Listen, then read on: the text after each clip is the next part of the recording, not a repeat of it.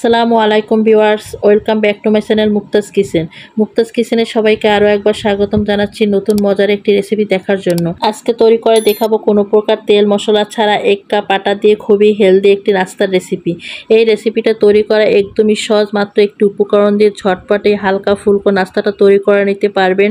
তো বন্ধুরা, আশা করছি আমার আজকের এই হালকা ফুলকো নাস্তাটা আপনাদের কাছে খুবই ভালো লাগবে আর সহজও লাগবে।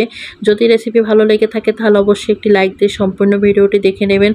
তাহলে চলুন কিভাবে এই মজার রেসিপিটি বানাতে হয় সেটা আমরা দেখে নিই। আজকে নাস্তাটা তৈরি করার জন্য প্রথমে একটা মিক্সিং বলে নিয়ে নিচ্ছি আমি মেজারমেন্ট কাপের 1 কাপ আটা।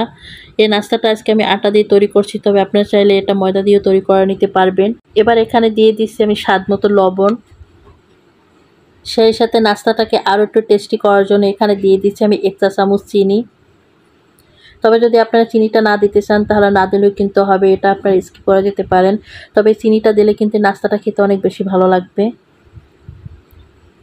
এবার একটা হ্যান্ড উইস্ক দিয়ে আমি শুকনো উপকরণগুলো খুব ভালো করে মিশিয়ে নেব। আর এই কাজটা শুকনো অবস্থাতে একটু উইস্ক দিয়ে করে নিতে হবে, এতে শুকনো আটার ভিতরে যদি কোনো প্রকার দলা দলা বেঁধে থাকে তাহলে সেটা কিন্তু ভেঙে যাবে। তাই শুকনো অবস্থাতেই কিন্তু শুকনো উপকরণগুলো এভাবে মিশিয়ে নেবেন। শুকনো উপকরণটা খুব ভালো করে আমি মিশিয়ে নিয়েছি। এবার যে মেজারমেন্ট কাপ মেপে আমি আটাটা নিয়েছি সেই কাপ মেপে আমি 1 কাপ নর্মাল পানি নেব। এবার আমি অল্প অল্প করে এই পানিটা থেকে দিব আর মিশাবো, তারপর একটা পারফেক্ট ব্যাটার তৈরি করে নেব।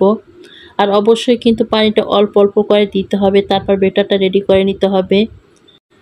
একসঙ্গে অনেক পানি দিতে যাবেন না, তাহলে কিন্তু ব্যাটারটা অনেকটা পাতলা হয়ে যাবে। তাই অল্প অল্প করে পানিটা দিয়ে ব্যাটারটা রেডি করে নেবেন, এতে ব্যাটারের ঘনত্বটা বুঝতে পারবেন যে একেবারে ঠিকঠাক পারফেক্টভাবে ব্যাটারটা রেডি হয়েছে কিনা। আমি যে মেজারমেন্ট কাপ মেপে পানিটা নিয়েছিলাম সে পানিটা কিন্তু আমার এখানে পুরোপুরিটা লেগেছে। তবে আমি এখানে কিন্তু আরও 1 কাপ পানি নিয়েছি, সেখান থেকেও কিন্তু আমার আরও অর্ধেকটা পরিমাণ পানি লেগেছে।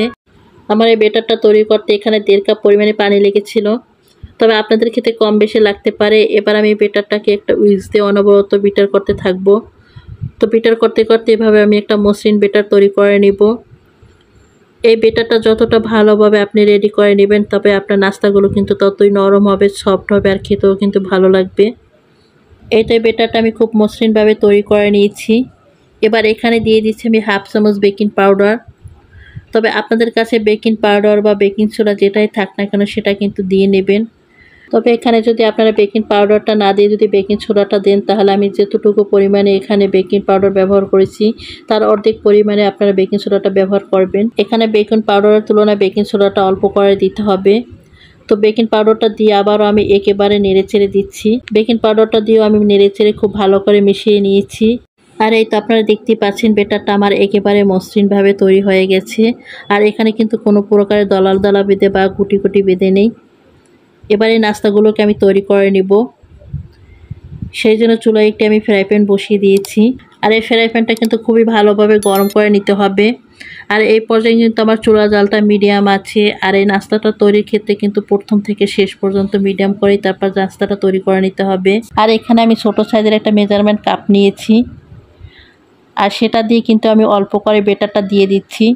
এই ব্যাটারটা দিয়ে দেওয়ার পর এবার একটু সময় আমি অপেক্ষা করব। একটু সময় অপেক্ষা করলে দেখতে পারবেন নাস্তাটার উপরে অসংখ্য বাবল ক্রিয়েট হচ্ছে। তো আপনারা কিন্তু একটু লক্ষ্য করলে দেখতে পারবেন এই নাস্তাটার উপরে অসংখ্য পরিমাণে কিন্তু বাবল ক্রিয়েট হচ্ছে। আর এই যে দেখুন কতটা পরিমাণে ছিদ্র হয়েছে নাস্তাটার উপর থেকে। আর এইরকমই কিন্তু অসংখ্য ছিদ্রযুক্ত জালিদার নাস্তাটা তৈরি হবে। এই নাস্তাটা কিন্তু খুবই কম উপকরণ অল্প সময়ের ভিতরে ঝটপট তৈরি করে নেওয়া যায়। এবার এই নাস্তাটাকে আমি চুলা থেকে তুলে নিচ্ছি। আর আপনারা কিন্তু দেখতেই পাচ্ছেন এই নাস্তাটা অসংখ্য ছিদ্রযুক্ত হয়েছে। আর মাশাআল্লাহ কিন্তু অনেক সুন্দর হয়েছিল এই নাস্তাটা। এবার আমি আপনাদেরকে আরও একটি নাস্তা তৈরি করে দেখাচ্ছি। আবার আমি অল্প করে ব্যাটারটা দিয়ে দিয়েছি। আর একটু অপেক্ষা করলে দেখতে পারবেন এভাবে কিন্তু বাবল ক্রিয়েট হচ্ছে।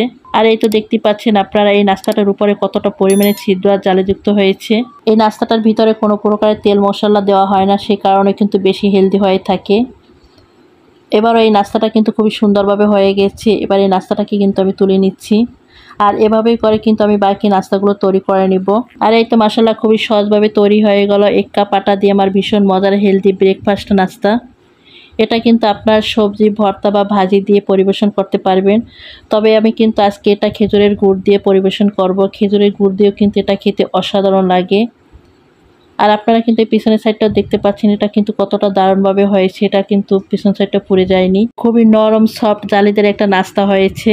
আর এভাবে কিন্তু আপনারা অল্প সময় অল্প উপকরণ দিয়ে নাস্তাটা বানিয়ে নিতে পারবেন। তো বন্ধুরা, আমার আজকের এই এক কাপ আটা দিয়ে মজার এই হেলদি নাস্তাটা কেমন হয়েছে সেটা কিন্তু অবশ্যই আমাকে কমেন্ট করে জানাবেন। আর আমার এই রেসিপিটি যদি কোনো অংশে আপনাদের কাছে এতটুকু ভালো লেগে থাকে তাহলে অবশ্যই লাইক শেয়ার করে দেবেন। তো বন্ধুরা, আজকে এ পর্যন্তই। সবাই ভালো থাকবেন, সুস্থ থাকবেন, সবাই সবার জন্য দোয়া করবেন। আবার দেখা হবে মজার কোনো রেসিপি নিয়ে। সে পর্যন্ত সবাই খুবই ভালো থাকবেন। আল্লাহ হাফেজ।